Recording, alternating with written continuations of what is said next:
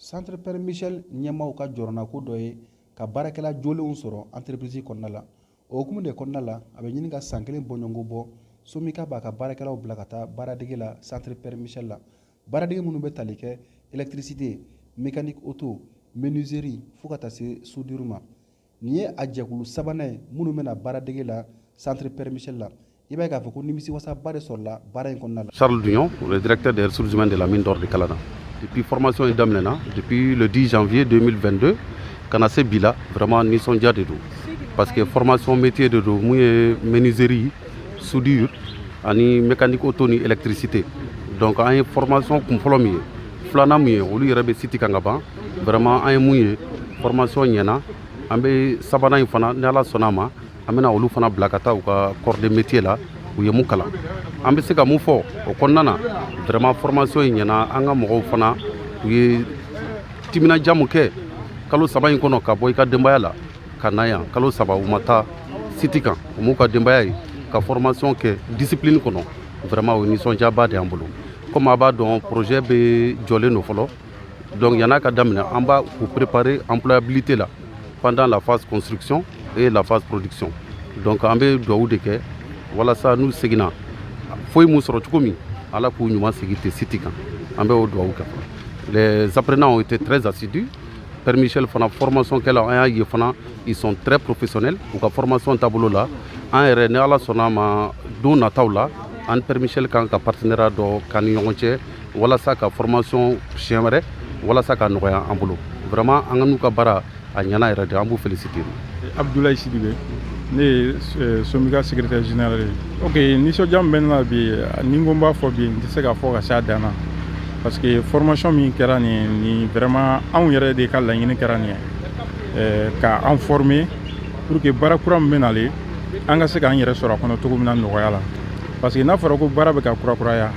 ka sɔrɔ formation tɛ aw la dɔnniyaba tɛ aw la donc mɔgɔ minnu bɛ na aw bɛ kɛ olu kɔfɛ mɔgɔ de ye mais formation in sababu la an fana bɛna kɛ ɲɛfɛmɔgɔw ye donc o de nisɔndiya bɛ ne kan formation ko in na donc formation n'i y'a lajɛ an ka mɔgɔ minnu formera la a bɛ mɔgɔ 60 bɔ mɔgɔ 60 ɲɔgɔn na baarakɛlaw la donc vraiment o nisɔndiyaba de bɛ ne kan fɔlɔ la gɛlɛyaba tun bɛ yen komi mɔgɔw b'a fɔ cogo min na ko gɛlɛya kɔ ye hɛrɛ de ye donc gɛlɛyaba tun bɛ yen fo mɔgɔ bila ko yɛrɛ tun ɲini ka kɛ mais an y'o kɛlɛba kɛ donc o kɛlɛba kɔfɛ ala y'a kɛ bɛn de nana an ni ɲɔgɔn cɛ sisan parce que hakilinaw taara fan kelen donc an ka laɲini an mana fɛn fɛn kɔni ta ka ɲɛsin u ma tiɲɛ na an b'a ye u b'u seko k'a la donc o de bɛn bɛ an ni ɲɔgɔn cɛ bi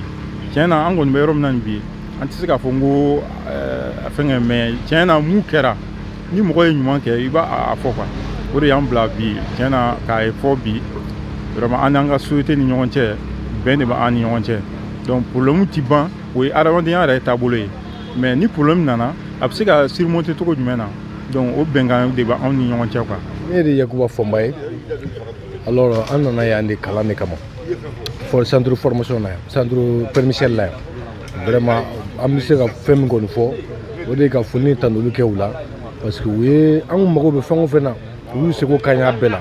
mɔgɔ tɛ se ka dɔnni sɔrɔ ka fa sinon tiɲɛ na u ye u seko kɛ an fana ye dɔ sɔrɔ an bɛ alhamdulilayi an bɛ ala barikada u la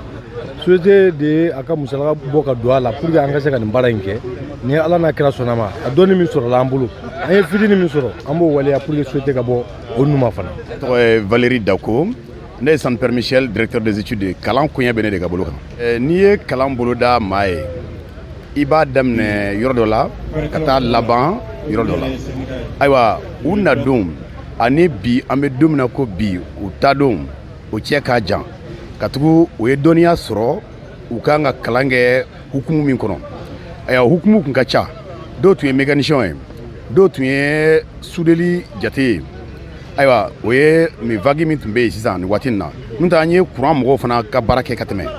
donc nin baara in bɛɛ la an ni Somika bolo bɛ ɲɔgɔn bolo nin ko kɔnɔ ayiwa an ka baara ye ka u ka baarakɛlaw lami k'u kolo gɛlɛya u ka baara kɔnɔna na walasa u ka se ka u ka entreprise n'o ye mini ye u ka se ka baara kɛ min na walasa u ka sɔrɔ kɛ ka tugu an b'a dɔn anw ka sɔrɔw gulonnen bɛ ɲɔgɔn na anw ye kalan karamɔgɔ ye ayiwa olu ye baarakɛlaw ye an b'a dɔn don o don fɛn kuraw bɛ bɔ ni fɛn kura bɔra f'i ka kalan ka se ka bɛn o ma ayiwa o de l'a to ani Somika an na baara ninnu continuer ani ɲɔgɔn bolo walasa sini ma u ka baarakɛlaw ka jɔ tintin kan nisɔndiya dan ta ye o ka tugu ma jama ya nisɔndiya dan ta ye ka kɔrɔ kɛ jumɛn ye u ye kalan min sɔrɔ a bɛ na u nafa baara la o baara in n'olu ka baarakɛyɔrɔ ni nafa sɔrɔ jamana fana bɛ nafa sɔrɔ ayiwa m'a ye donc an gulonlen dɔ bɛ ɲɔgɔn na an ka monseigneur de tun bɛ a bɛ ko an talan ye ɲɔgɔn ye an talan ye ɲɔgɔn ye anw b'an ta kɛ olu b'o ta kɛ mɔgɔ wɛrɛ fana bɛ bɔ olu nu ma mɔgɔ fana bɛ bɔ anw fana nu ma voilà. Aboubakar Sidibé, directeur de la formation continue au niveau du centre Père Michel. Somika ka formation an fɛ yan o ye an nimisi wasa kosɛbɛ parce que a bɛ kalo 9 bɔ sisan an ye formation ninnu daminɛ donc groupe kelen mɔgɔ 20 o bɛ métier kalanw de kɛ soudure n'o ye construction métallique ye mécanicien ya ani yiri dilanni yiri baara donc u ye waati minnu k'an fɛ yan caman na u y'o olu de kalan vraiment u ka mɔgɔ nana a kɛra nin ye o a kɛra minnu tɛmɛna o u bɛɛ ye i bila kalandenya minɛn kɔnɔ donc u bɛɛ y'u jija comme parce que mɔgɔkɔrɔba kalan ma nɔgɔn mais u timina ka di et puis u cɛsirilen don an ye nimisi wasa sɔrɔ kosɛbɛ parce que entreprise ka a ka mɔgɔ bila fo ka taa se mɔgɔ 60 ma olu former o man ca dɛ u bɛ se ka mɔgɔ bila kelen fila saba mais fo ka taa se mɔgɔ 60 ma fo ka taa se kalo ni kalo kalan ma vraiment Somika kan ka fo a baara a ɲɛmɔgɔ kan ka fo an ka foli b'u ye an nimisi wasara kosɛbɛ. Ne tɔgɔ Musa Seya Sidibe, ne Banyaga mairie ka dankan filanan ye. Somika ka nin formation a ka bon mɔgɔ hakili ma bari Somika san 4 filɛ a tɛ ka sanu bɔ société bɛɛ bɛ sanu de ɲini a san 4 filɛ a tɛ ka sanu bɔ mais a bɛ ka denmisɛnw kalan pour que ka dɔ fara u ka dɔnniya kan o kɔni o ka bon mɔgɔ hakili ma a bɛ k'u sara cogo min a bɛ k'u kalan ten o hakilina ɲuman ye ne mun maire ye ne b'a dɔn fana Somika bɛ ka mun kɛ jamana kɔnɔ a bɛ baara min na an ka commune kɔnɔ ala dɔrɔn de b'a dɔn école jo b'a la dɔgɔtɔrɔso jo b'a la pont dilan b'a la Somika kɔni an ti a fo ka s'a dan na ma Somika fo société minière ma deli ka a ta ɲɔgɔn kɛ kalina de ye mini fɔlɔfɔlɔ ye Mali kɔnɔ Somika ye mun kɛ nin ye mini ma deli ka ɲɔgɔn kɛ yan welelikan bɛ yen o a fɔ u k'u cɛsiri parce que nafolo donn'u la ala dɔrɔn de b'a dɔn o nafolo kana kɛ fu ye o kana kɛ wari ye wari min na filila fenêtre fɛ kalandenw kan k'u cɛsiri permissaire ye kalan min don u kunna yan n'u sera société kɔnɔ u k'o waliya ɲɛ jɔ ma parce que mécaniciens don